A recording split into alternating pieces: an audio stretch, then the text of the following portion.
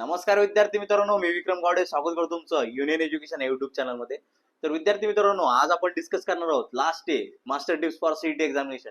विद्यार्थी मित्रांनो, आता शेवटच्या दिवसावरती आपण आलेलो आहोत. तर शेवटच्या दिवसामध्ये काय काय केलं पाहिजे, काय काय नाही केलं पाहिजे, जेणेकरून आपला सीईटीचा स्कोर बूस्ट होईल, याच्यावरती आता आपण डिस्कस करणार आहोत. तर जास्त टाइम वेस्ट न करता आपण आपल्या मेन टॉपिक वरती येऊया.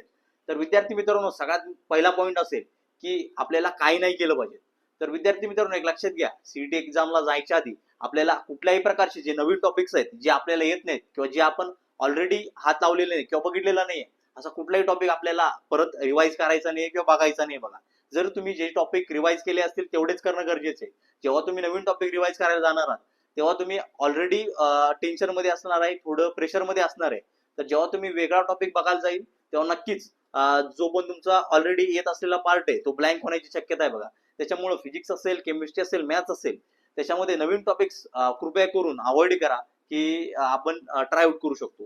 त्याच्या पुढचा पॉईंट असेल विद्यार्थी मित्रांनो, जेव्हा तुम्ही सीईटीच्या एक्झामला जाता किंवा सीईटीची प्रिपरेशन करता, तर खूप सारे स्टुडंट काय करतात की आपल्या मित्राचा किती सिलेबस कव्हर झालाय किंवा मैत्रिणीचा किती सिलेबस कव्हर झालाय ह्याच्याकडे लक्ष फोकस करतात किंवा याच्याकडे लक्ष देतात.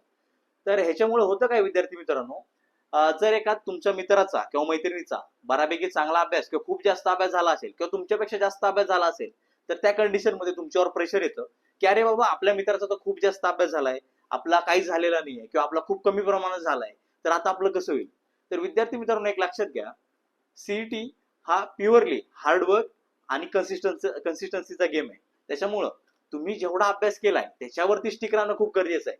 जेव्हा तुम्ही हे करणार आहात, तेव्हा तुम्हाला नक्कीच बेस्ट टू बेस्ट आउटपुट तुम्हाला तुमच्या एक्झाम मधून बघायला मिळणार आहे. बघा, त्याच्यामुळं अजिबात हे कम्पेअर करायची गरज नाहीये की माझ्या मित्राचा किंवा मैत्रिणीचा खूप अभ्यास झालाय, आपला काहीच झालेला नाही. तुमचा जेवढा झालाय तेवढा सफिशियंट आहे, बरोबर. एवढ्यावरतीच फोकस करा, एवढ्यावरतीच रिव्हिजन करा, नक्कीच तुम्हाला चांगले चांगले पर्सेंटाईल बघायला मिळतील.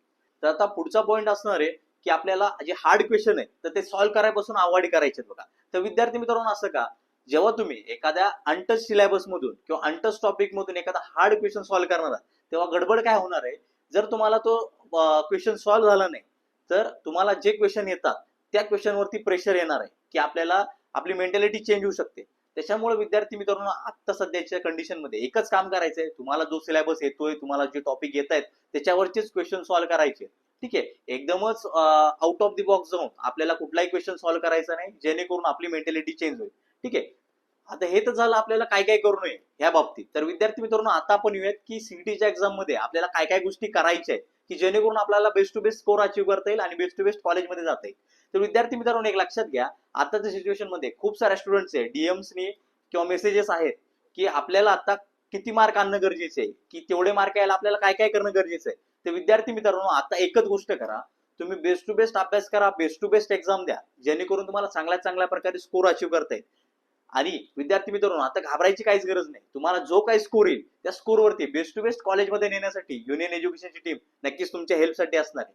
त्याच्यामुळे काळजी करायची काहीच गरज नाहीये. आता ओनली फोकस एक्झाम वरती. तर आता आपल्या मेन टॉपिक वरती आहेत की आता काय काय केलं पाहिजे. तर विद्यार्थी मित्रांनो, एक लक्षात घ्या की आता आपण वर्षभरात किंवा मागच्या 2 वर्षामध्ये जे जे टॉपिक कव्हर केले, तर त्याच्यावरती तुम्ही ज्या हँड रिटन नोट्स बनवल्या असतील, तर त्या नोट्स आपल्याला रिवाइज करायच्यात. बघा, जर तुमच्याकडे नोट्स नसतील, तर तुम्ही आपल्या डिस्क्रिप्शन मध्ये दिलेल्या टेलिग्राम ग्रुपला जॉईन करू शकता, व्हॉट्सअप ग्रुपला जॉईन करू शकता. तिथं तुम्हाला नक्कीच आपल्या ज्या पण नोट्स आहेत त्या तुम्हाला बघायला मिळू शकतात.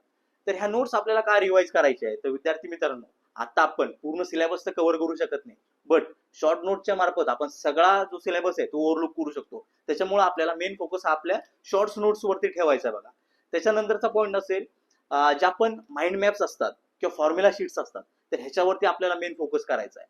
माइंड मॅप्स आणि फॉर्म्युला शीट हा सीईटीच्या एक्झाम मधला एकदम ब्रह्मास्त्र आपण समजू शकतो. कारण की जेव्हा आपण माइंड मॅप्स आणि शॉर्ट्स नोट्स आणि जे पण आपलं फॉर्म्युला शीट आहे ते रिवाइज करतो, तो आपल्याला आपल्या प्रिपरेशन मध्ये नक्कीच बूस्ट बघायला मिळतो. बघा, त्याच्यामुळे ह्या 3 जर तुम्ही गोष्टी केल्यात, तर ह्याच्या व्यतिरिक्त तुम्हाला कुठलीही गोष्ट करायची गरज नाही आहे सीईटीला एक्झामच्या आधी जाण्याआधी.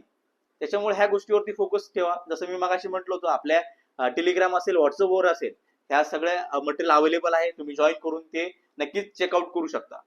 तर विद्यार्थी मित्रांनो, हे तर झालं स्टडी कसा करायचा, बट सगळ्यात इम्पॉर्टंट टिप ही असणार आहे की विद्यार्थ्यांनी सीईटीच्या एक्झाम डेच्या आधी व्यवस्थित 7 तासाची झोप घेणं खूप गरजेचे आहे. कारण की खूप सारे स्टुडंट काय करतात, आता उद्या एक्झाम डे आहे तर आपण आज पूर्ण रात्र अभ्यास करूयात आणि उद्या एक्झामला जाऊयात.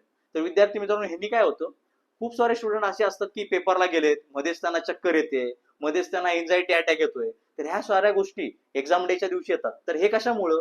अपुऱ्या झोपेमुळं. ठीक आहे. त्याच्यामुळं तुम्हाला एक्झाम डेच्या आधी प्रॉपर 7 तासाची झोप घेऊन तेव्हाच आपल्याला एक्झामला जायचंय. आणि जेव्हा तुम्ही हे कराल तेव्हा तुम्हाला बेस्ट टू बेस्ट सीईटीच्या एक्झाम मधून आउटपुट काढता येणार आहे बघा. त्याच्यामुळे विद्यार्थी मित्रांनो, आता जसं व्हिडिओमध्ये सांगितले, जर तुम्ही ह्या सगळ्या गोष्टी फॉलो केल्या तर तुम्हाला नक्कीच तुमच्या सीईटी मध्ये best to best score achieve करता येणार आहे बघा. अशाच प्रकारच्या नवनवीन इन्फॉर्मेशन साठी तुम्ही युनियन एज्युकेशनला सबस्क्राईब करू शकता. जर तुम्हाला हा व्हिडिओ आवडला असेल तर लाईक करू शकता, कमेंट करू शकता, शेअर करू शकता. धन्यवाद मित्रांनो.